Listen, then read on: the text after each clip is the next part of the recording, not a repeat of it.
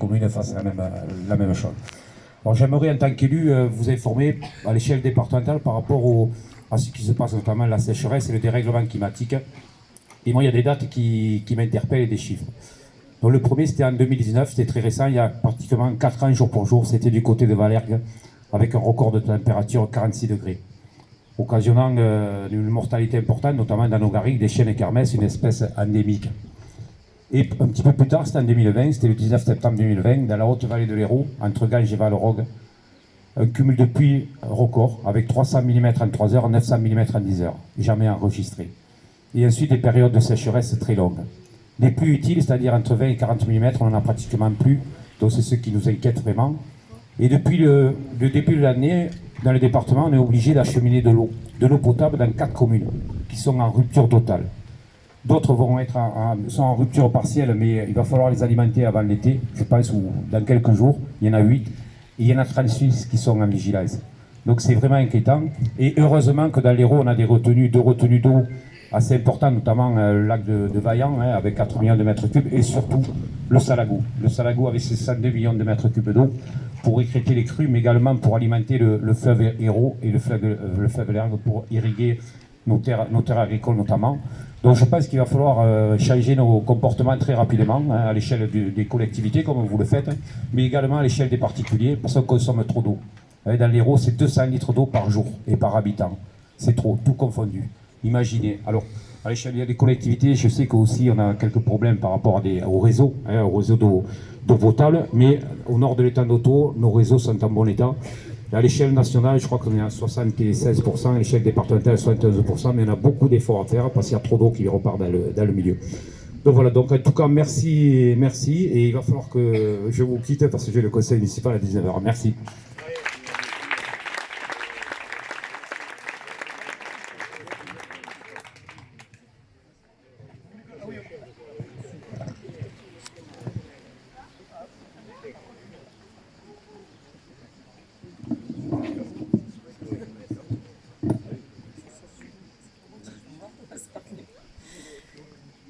Monsieur le maire, monsieur le sous-préfet, mesdames et messieurs les élus, mesdames et messieurs en vos grades et qualités, madame la directrice, mesdames et messieurs les enseignants, mesdames et messieurs les parents d'élèves, chers élèves.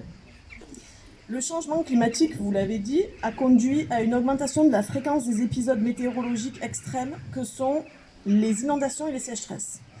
Pour faire face à ces phénomènes, notamment, chacun d'entre nous doit s'engager au sein de l'école et bien au-delà pour la réussite de la transition écologique.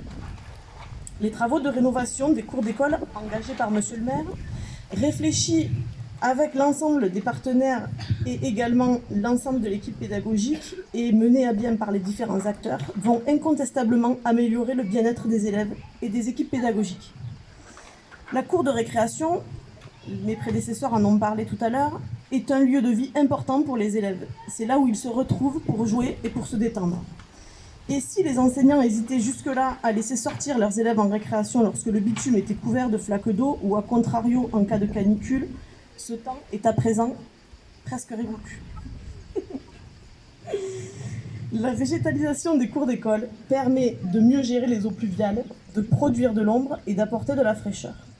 Le réaménagement de la cour permet également la mise en place de zones de repos, d'espaces dédiés à la lecture et de zones d'activités sportives. Ce verdissement conduit à l'apparition de nouveaux supports de jeu pour les enfants, stimulant le développement physique, intellectuel et social des élèves. Cela a incontestablement un impact sur le climat scolaire, et nous en avons parlé tout à l'heure avec la directrice. Et la recherche scientifique, et notamment le programme international de l'OCDE, PISA, prouve qu'un climat scolaire serein influence la réussite des élèves, a un impact sur la sécurité en milieu scolaire, la réduction des microviolences et du harcèlement, de l'absentéisme et du décrochage. Aussi, l'existence d'espaces dédiés à la nature au sein de l'établissement scolaire est propice aux apprentissages et à l'éducation au développement durable.